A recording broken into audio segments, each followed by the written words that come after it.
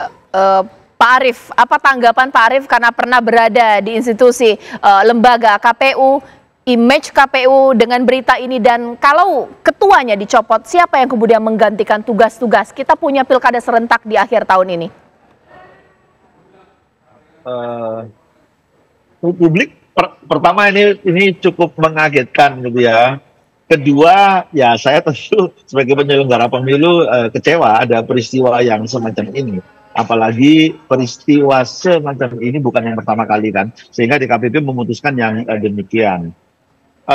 KPU harus memperbaiki kinerjanya dan itu harus dibuktikan. Ya, kemarin kan banyak sekali polemik-polemik yang bermunculan. Ya, KPU harus tunjukkan mana yang harus dia kerjakan secara profesional sehingga tidak menimbulkan polemik dan kontroversi lagi.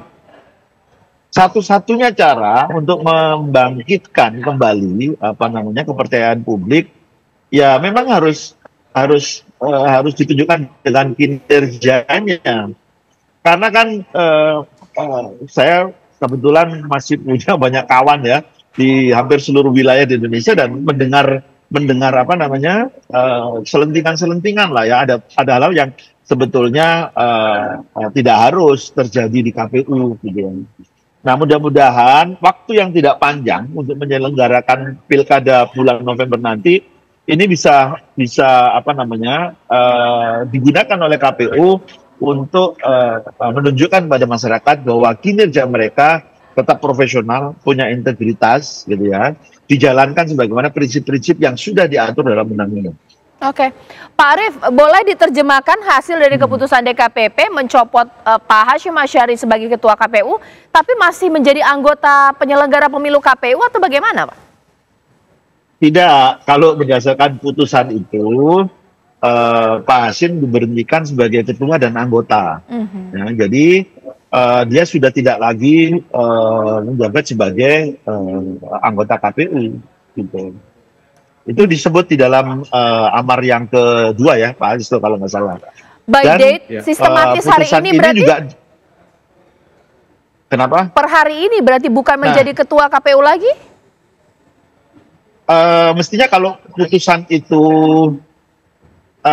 maaf, Mas Aristo, saya saya belum baca detailnya ya. Baik. Itu berlaku sejak dibacakan ya. Kalau berlaku sejak dibacakan ya tentu hari ini.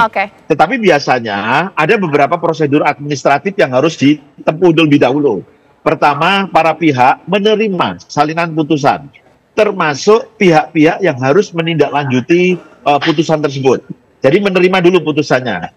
Yang kedua, di situ disebutkan juga Presiden diputuskan agar menindaklanjuti putusan ini paling lama 7 hari. Nah, setelah keluar SK Presiden, biasanya itu yang dianggap sebagai keputusan definitif bahwa teradu sudah tidak lagi menjabat sebagai ketua KPU. Nah, bagaimana dengan posisi sekarang? Biasanya nih, kami dulu ketika zaman saya, kebetulan saya mengalami problem yang seperti ini dengan case yang berbeda ya. Itu menunjuk PLT. Jadi sepanjang belum ada pengganti ketua yang definitif, kami menunjuk PLT. Nah, KPU kemudian membuat jadwal rapat pleno untuk memilih ketua KPU yang definitif. Nah, biasanya memilih ketua KPU yang definitif itu nanti setelah terbitnya SK dari Presiden. Oke, Bang Aristo, karena Bang Aristo ada dalam persidangan tersebut, boleh dijelaskan. Berarti saya bisa menyebut Pak Hashim Asyari tidak sebagai ketua KPU per hari ini dan tidak menjadi anggota KPU atau bagaimana? Ya, menurut DKPP, pertama kan putusannya berlaku sejak dibacakan. Kita kan mintanya, karena pelanggarannya serius, kita mintanya diberhentikan jadi ketua dan juga anggota, diberhentikan dari ketua dan juga anggota. Artinya sudah bukan menjadi anggota komisioner KPU lagi. Nah, tadi kan Pak Arief menjelaskan soal mekanisme penggantian ya, perlu ada rapat dan lain-lain. Tapi mungkin saya tidak tahu ya, apakah komisioner itu nanti akan dipilih kembali? Artinya kan ada komisioner nih bolong satu nih kan. Karena komisioner saat dia Pak Hashim dipecat juga dari komisioner. Begitu Mbak Caca. Oke. Nah, Bang Aristo, ini pertanyaan yang saya paling bagaimana Pak Arief, boleh ditanggapi Pak Arief? Iya betul. Itu jadi ada dua hal yang perlu diperhatikan di sini, pemberhentian sebagai ketua dan pemberhentian sebagai anggota. Karena ada mekanisme yang berbeda, ya. Bagaimana merekrut anggota yang baru? Nah, tentu menunggu SK Presiden karena keanggotaan KPU itu diterbitkan dengan SK Presiden. Nah, setelah SK pemberhentian oleh Presiden keluar, maka yang bersangkutan berhenti sebagai keanggotaannya, otomatis berhenti juga sebagai ketuanya. Nah, DPR kemudian melakukan rapat sebagaimana dulu merekrut kami, ya, pada saat fit and proper test untuk menentukan PAW-nya, dan itu sudah ada daftarnya, tinggal diambil dari daftarnya. Nah, setelah ditetapkan pengganti antar waktunya, maka KPU internal itu bisa saja melakukan rapat pleno menunggu penggantinya, atau sebetulnya bisa juga melakukan rapat pleno karena sudah terpenuhi quorumnya, ya, yang tersisa ini itu melakukan rapat pleno untuk memilih ketua definitifnya. Nah, jadi kalau anggota itu dipilih melalui DPR ditetapkan dengan Presiden, tapi kalau ketua itu dipilih melalui rapat pleno KPU. Baik, Bang Aristo, ada anggapan bahwa jangan sampai kasus ini memang diangkat alasannya politis karena jabatan ketua KPU pasti memang berdampak cukup besar untuk event pilkada serentak nanti dan juga lain-lainnya. Berikan saya contoh, Anda bisa mensensor kata-katanya. Seperti apa sih secara verbal kata-kata chat yang disampaikan oleh ketua KPU kepada klien Anda? Yang mungkin bisa menggambarkan bahwa intens, ada pemaksaan, manipulasi, dan lain-lain. Mbak Caca, itu ada di detailnya, ya, ada di keputusan DKPP dan sudah diupload.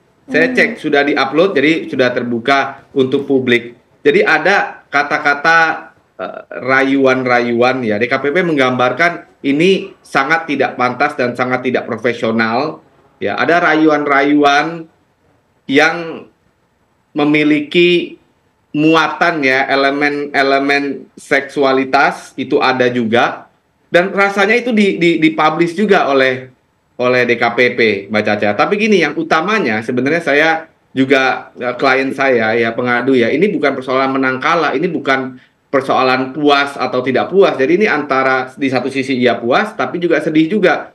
Pertama puas karena ternyata masih ada alat kontrol kekuasaan, yaitu DKPP dalam hal ini kekuasaan KPU, ya, pejabat KPU. Tapi yang kedua, kalau Mbak Caca melihat deskripsinya, kemudian bagaimana perbuatannya, kok saya agak sedih, ya. Ternyata begitu kekuasaan itu dikelola di Republik ini, setidaknya di lembaga KPU, ya, kok semudah itu, ya, semudah itu menggunakan fasilitas jabatannya bukan untuk kepentingan profesional.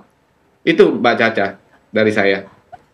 Baik, terakhir Pak Arief, bagaimana kemudian Pak Arief bisa menyampaikan kepada publik bahwa ini urusan personal, tidak mengganggu marwah citra dari KPU sebagai penyelenggara pemilu, meskipun ada hati masyarakat yang terluka juga, ya, dengan keputusan ini, seperti apa Pak Arief? Ya, pertama sidang etik adalah sidang personal, ya.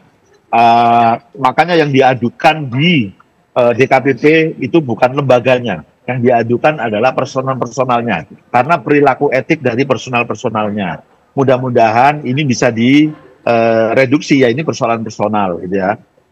Yang kedua, meskipun kita kecewa, ya, kita tetap berharap, ya, penyelenggara pemilu ke depan dalam momen pilkada, terutama karena pelaksananya adalah KPU Provinsi dan KPU Kabupaten Kota, saya berharap ini menjadi pelajaran penting, ya, soal etika, soal integritas, soal kemandirian. Ini banyak bercampur di situ, gitu, ya. Jadi mohon sebagai masyarakat, gitu, ya, sebagai masyarakat biasa, saya tentu berharap, bermohon agar penyelenggara pemilu bisa menegakkan prinsip-prinsip penyelenggara pemilu yang baik. Baik, terima kasih Pak Arief Budiman, terima kasih Bang Aristo Pangaribuan. Kita tunggu nanti bagaimana, mungkin kalau hasil putusannya sudah keluar, Anda bisa melihat secara jelas. Tapi event pilkada serentak jalan terus dan penyelenggara pemilu harus kita hormati dan kita juga jaga marwahnya, pemirsa, terlepas dari keputusan DKPP hari ini.